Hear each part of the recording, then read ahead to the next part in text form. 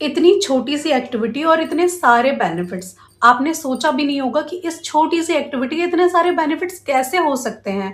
आज मैं आपको इस एक्टिविटी के साइंटिफिक रिसर्च के साथ आपको एक्सप्लेन करूंगी कि ये एक्टिविटी आपके बच्चे के लिए कितनी ज़्यादा इंपॉर्टेंट थी, जिसे आपने ऐसे ही इग्नोर कर दिया।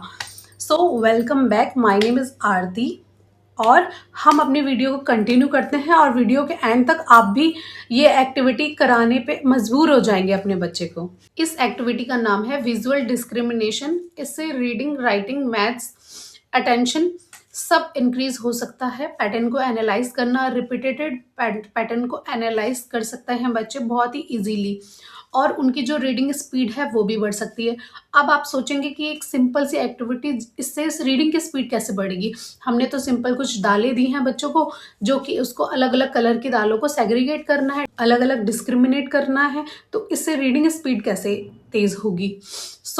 स्टडी के बारे में बात कर लेते हैं। मैं आपको कुछ पढ़ देती हूँ, कुछ क्लिप जो कि इन्होंने ही रिसर्च करी है। एक बैडली नामक जो एक साइंटिस्ट है, इन्होंने 1992 में रिसर्च करी। इन्होंने क्या कहा, इन्होंने कहा studies on working memory Baddeley 1992 shows a strong link between visual discrimination and visual spatial memory capacity. ये कहते हैं कि इससे बच्चे के सामने जब वो पढ़ने लगेगा, बड़ा हो जाएगा, कोई भी रिपीटेटिव पैटर्न अगर बच्चे के सामने आता है तो वो रिकॉग्नाइज बहुत आसानी से जल्दी कर लेगा।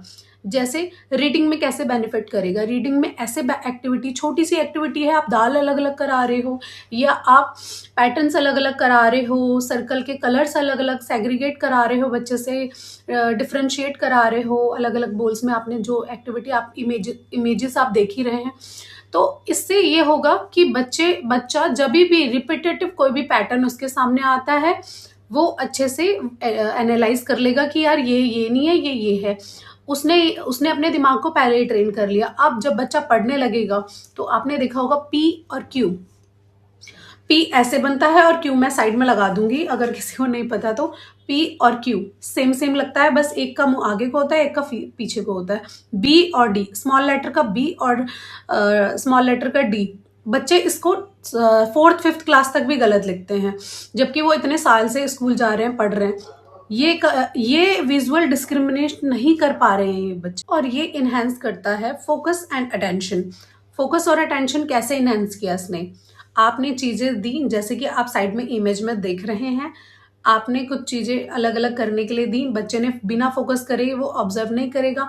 पहले उसने ऑब्जर्व किया चीजों को, फिर उसने उसको अलग अलग करा, फिर वो कॉन्सेंट्रेट कर रहा है उस पर। धीरे धीरे उसकी स्पीड बढ़ेगी चीजें करने की। पहले दिन 2 घंटे लगे और दूसरे दिन उसको 1 घंटा, आधा घंटा ही लगेगा। फिर कुछ टाइम के बाद उसके सबकॉन्शियस माइंड में सेट हो जाएगा। अब A to Z दिया या आ से ज्ञा तक दिया, तो बच्चा अगर लेटर उल्टे हैं तो वो अच्छे से रिकॉग्नाइज कर लेगा कि ये लेटर उल्टा है, सीधा नहीं है। नेक्स्ट बेनिफिट इस एक्टिविटी का ये है, वुल्फ एंड ब्रॉज 1992 में एक रिसर्च करते हैं, जिससे वो कहते हैं इस एक्टिविटी का ये बेनिफिट है कि इससे रीडिंग फ्लुएंसी बढ़ती है। अब रीडिंग फ्लुएंसी कैसे बढ़ती है, आपने तो सिंपल चीज को सेग्रीगेट करने के लिए दिया था, पर चीजों को सेग्रीगेट करते करते बच्चे का दिमाग का फोकस बढ़ा, कंसंट्रेशन बढ़ा। तो जब बच्चे ने रीडिंग स्कूल में A to Z पढ़ा, या मैं छोटे छोटे एग्जाम्पल इसीलिए दे रही हूँ ताकि आप समझ पाएं कि ये बेनिफिट कैसे कर रही है। आपने लेटेस्ट बच्चे ने अच्छे से एनालाइज कर ली। अब जब बच्चा रीडिंग करने आया 3rd 4th 5th क्लास में, तो जब वो रीडिंग कर रहा है तो वो जो लेटर्स उसने अच्छे से सबकॉन्शियस माइंड में सेट कर लिए हैं, तो वो उसको फ्लुएंसी बढ़ाएगा उसको, क्योंकि वो उसको समझने की जरूरत नहीं है। एक बार होता है कि हम उसको अच्छे से पढ़ रहे हैं, लाइक BAT बैट, पर बैट वो देखते ही पहचान जाएगा क्योंकि वो सबकॉन्शियस माइंड में लेटर सेट हैं।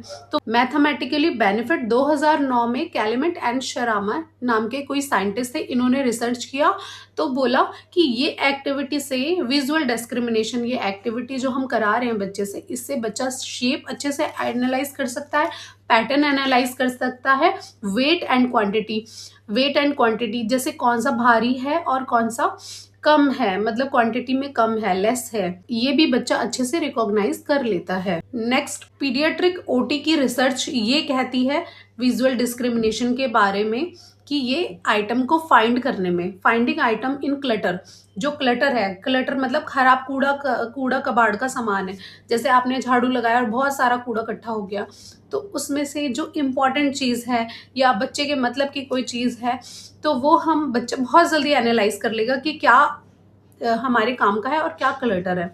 तो ये बच्चा बहुत अच्छे से मैचिंग क्लोथ्स, जैसे मैंने ये वाइट टी शर्ट पहनी है तो वाइट लोअर मैच अच्छे से कर सकता है, इसके साथ का कौन सा था वो बच्चा अच्छे से एनालाइज कर सकता है। और चीज़ों को आइडेंटिफाई करने में, पहचानने में, और नेविगेट स्पेस मीन्स जैसे 4 लोग लाइन से बैठे हैं, एक क्यू में बैठे हैं और उसके लिए पूरी जगह है या नहीं है। अगर हम देखते ही विजुअलाइज कर लेते हैं ना कि यहाँ पर मैं तो फिट ही नहीं बैठूंगा, मतलब अगर एक बेंच पे 3 लोग बैठे हैं और उसमें सिर्फ इतनी सी जगह है, तो क्या एक बड़ा सा आदमी वहाँ पे बैठ सकता है? तो ये भी बच्चा इससे नेविगेट कर लेता है। ये पीडियाट्रिक ओटी की रिसर्च नेक्स्ट 2005 की रिसर्च केस स्मिथ नामक साइंटिस्ट की ये कहती है कि बच्चा स्पेलिंग एरर कम करेगा और रीडिंग एक्यूरेसी बढ़ाएगा इस एक्टिविटी से।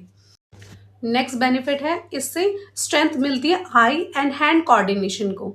जैसे कि बच्चा अगर डांस कर रहा है और हम हैंड मूव्स कर रहे हैं, तो उससे बच्चा विजुअलाइज करेगा कि कौन सा स्टेप किसके बाद किया, या मैम कोई एक्टिविटी हैंड मूव्स वाली करा रही है, तो उसमें बच्चा बहुत जल्दी एनालाइज कर लेता है चीज़ों। इससे बच्चा पजल्स, मैचिंग एंड मूवमेंट्स को बहुत अच्छे से कैच कर लेता है। Logical thinking, decision making, upper case letter, lower case letter, इतने सारे बेनिफिट्स मैंने आपको इस एक्टिविटी के बारे में बता दिए हैं। तो आपको मेरी वीडियो अच्छी लगी तो you can subscribe my video. Thank you for watching my video. Bye bye.